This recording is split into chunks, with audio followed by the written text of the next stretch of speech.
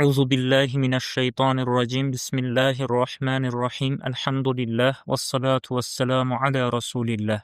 Çox dəyərli Minbər TV izləyiciləri, hər birinizi uca Allahın salamı ilə salamlayıram. Dəyərli izləyicilər, bugünkü dərsimiz ərəb əlifbasında keçən qalın, pəltək, boğazdan tələffüz edilən və bir-birinə bənzəyən hərflər mövzusu olacaq. Allah Taala hər birimizi müvəffəq eləsin. Dəyərli dostlar, ilk mövzumuz qalın hərflər mövzusudur. Keçən dərslərimizdə də biz məlumat verdiyimiz kimi ərəb əlifbasında 7 qalın hərf var. Bunlar aşağıdakılardır. Birinci qalın hərfimiz xa hərfidir. Xa hərfini biz hər zaman qalın saitlərlə tələffüz edirik. Yəni, xa, xi və xu şəklində qalın olaraq tələffüz olunur. İkinci qalın hərfimiz sad hərfidir. Məlumumuz olduğu kimi, sad hərfi ərəb əlifbasında keçən 3 s səsindən birisidir və biz sad hərfini digər s hərf səslərindən qalın olmağı ilə ayırırıq. Yəni, sa, si, su şəklində tələffüz olunur. Üçüncü qalın hərfimiz bad hərfidir. Bad hərfi iki şəkildə məxrəcinin olduğu deyilən bir hərfdir. Yəni, ba şəklində, bir digəri də dilin demək, yan tərəfinin damağa sürtülməsi ilə tələffüz olunması şəklində, yəni va şəklində. İkinci tələffüz forması bir qədər çətindir, lakin biz bunu əsasən ba şəklində, d hərfinin qalın forması şəklində tələffüz edirik. Yəni, va, vi, bu şəklində tələffüz olunur. Növbəti hərfimiz fa hərfidir. Fa hərfi də şiddət sifəti olan bir hərfdir və biz bu hərfi t hərfindən, t səsi ilə d səsinin arasında bir şəkildə tələffüz etməyə çalışırıq. Fa, ti və tu şəklində tələffüz edirik. Növbəti qalın hərfimiz va hərfidir. Məlumumuz olduğu kimi ərəb əlifbasında 3 z səsi vardır. Bunların biri də va hərfidir. Va hərfini digər z hərflərindən fərqləndirən va hərfinin həm pəltək, həm də qalın olmasıdır. Elə isə biz bu hərfi həm pəltək tələffüz edirik, həm də qalın. Yəni, va, vi və vu. Növbəti qalın hərfimiz qayn hərfidir. Qayn hərfi üzərindəki nöqtəsi ilə ayn hərfindən fərqlənir. Qayn hərfi də qalın hərflər qrupundadır və qalın saitlərlə tələffüz olunur. Qa, qi və uğu şəklində oxuyuruq. Və nəhayət, sonuncu qalın hərfimiz qaf hərfidir. Qaf hərfi də Azərbaycan dilindəki q səsindən fərqlənir. Biz qaf hərfini boğazımızın ortasından tələffüz edirik. Yəni, qa şəklində tələffüz edirik. Dilimizin daha doğrusu son hissəsi ilə boğaza bitişən hissəsindən tələffüz edirik. Qa, qi və qu şəklində tələffüz etməyimiz lazımdır. Beləliklə, dəyərli dostlar, siz artıq ekranda 7 qalın hərfin hər birisini ayrı-ayrılıqda görürsünüz. Bu 7 qalın hərfi inşallah növbəti dərslərimizdə biz hərəkələr mövzusunu işlədikdə, orada da bu hərfləri biz mütləq surətdə qalın olaraq tələffüz etməyimiz lazımdır. İkinci mövzumuz pəltək hərflər və boğazdan tələffüz edilən hərflər mövzusudur. İlk olaraq pəltək hərflərə nəzər salası olsaq, birinci pəltək hərfimiz əlifbadakı sıra ilə getsək, sə hərfidir. İkinci pəltək hərfimiz zəl hərfidir və nəhayət üçüncü pəltək hərfimiz va hərfidir. Dəyərli dostlar, pəltək hərflər dil ucunun üst üzü ilə üst ön dişlərin arasından pəltək olaraq tələffüz edilir. Yəni, biz bu hərfləri tələffüz edərkən dilimizin ucunu üst ön dişlərimizə birləşdirərək o şəkildə tələffüz edəcəyik. Yəni, fə, zə və va şəklində. Bunun inşallah yenə təfərrüatını gələn dərslərdə hərəkələr mövzusunu keçdikdən sonra orada izah etməyə çalışarıq. Digər bir-birinə, daha doğrusu boğaz hərflər mövzusudur, digər mövzumuz. Boğaz hərflər də birincisi hə hərfidir, hə hərfidir. İkincisi isə ayn hərfidir.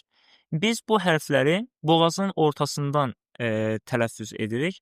Bu hərfləri tələffüz edərkən boğazın ortası hava axını hiss olunacaq qədər sıxılmalıdır. Yəni biz əslində boğazdan tələffüz olunan ayn, əlif və hə hərfləri kimi bəzi hərflər də vardır. Lakin biz bu hərfləri, bu xüsusilə boğazdan tələffüz etdiyimiz bu iki hərfi digər hərflərdən əsasən boğazımızdakı hava axınını sıxaraq digər hərflərdən fərqləndiririk. Yəni hə hərfi kimi deyil, hə şəklində tələffüz edirik.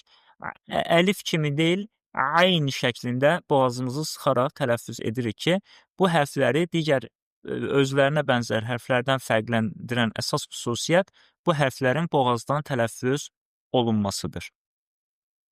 Bu dərsimizin sonuncu mövzusu tələffüz baxımından bir-birinə bənzəyən hərflərdir ki, ərəb əlifbasında daha öncə də qeyd etdiyimiz kimi 3 fərqli s səsi vardır. Birinci s səsi sad hərfidir. Sad hərfinin əsas fərqləndirici xüsusiyyəti qalın hərf olmasıdır. İkinci s səsi sin hərfidir. Sin hərfini sad hərfindən fərqləndirən incə hərf olmasıdır, incə s səsi olmasıdır. Və nəhayət üçüncü s səsi s hərfidir. S hərfini də digər s hərflərindən fərqləndirən s hərfinin həm pəltək və incə, yəni incə olmaqla yanaşı eyni zamanda pəltək olmasıdır. Yəni sa, s və f şəklində 3 s səsini bir-birindən fərqləndiririk. Digər ərəb əlifbasında bir-birinə bənzər 3 hərf z, 3 fərqli z səsidir. Bunların ilki la hərfidir. La hərfi həm pəltəkdir və eyni zamanda qalın hərfdir. İkinci hərfimiz z hərfidir. Z hərfi sadəcə incə olması ilə fərqlənir. Növbəti z səsi zəl hərfidir ki, zəl hərfi də yenə la hərfi kimi pəltəkdir, lakin la hərfindən fərqli zəl hərfinin eyni zamanda incə hərf olmasıdır. Yəni biz bu hərfləri tələffüz edərkən la şəklində tələffüz edirik, ikincisini z şəklində tələffüz edirik, üçüncüsünü isə z şəklində tələffüz edirik. Ərəb əlifbasında 2 fərqli t səsi vardır. Bunların ilki pa hərfidir. Pa hərfi, dəyərli dostlar, qalın hərfdir. İkinci t səsi isə, t hərfi isə incə hərfdir. Pa hərfinin bir qədər t ilə d səsi arasında tələffüz olunan bir hərfdir, bir qədər fərqlidir. Lakin biz bunu ta şəklində qeyd edirik. Yəni həm qalındır, həm də t ilə d səsi arasında tələffüz olunur. Yəni ba şəklində. Digəri isə sadəcə incə hərfdir. Bizim Azərbaycan dilində istifadə etdiyimiz t səsidir bu. Amma bu t hərfinin xüsusiyyəti odur ki, bu t hər zaman incədir. Yəni qalın saitlərlə tələffüz olunmaz. Yəni t şəklində tələffüz olunur. Bu dərsimizin sonuncu hissəsi 2 fərqli d səsidir. Birinci d səsi dad hərfidir. Dad hərfi qalın hərflər qrupundadır. İkinci d səsi isə dəl hərfidir. Dəl hərfi isə incə hərflərdəndir. Dad hərfini az öncə də qeyd etdiyimiz kimi dad hərfinin 2 fərqli şəkildə tələffüzünün olduğu deyilir. Bir, d səsinin qalın şəkildə tələffüz olunması ilə ağız dolusu tələffüz olunur və ba şəklində tələffüz olunur. Digəri isə dilin yan tərəfinin dişlərə sürtünərək, içəridən damağınıza sürtünərək tələffüz olunması ilə ki, bu tələffüz forması çox çətin tələffüz formasıdır. Ona görə də bizə asan gələn d şəklində tələffüz olunmasıdır ki, d hərfini biz qalın oxuduqda dad hərfini dad hərfini daha rahat şəkildə tələffüz edə bilərik.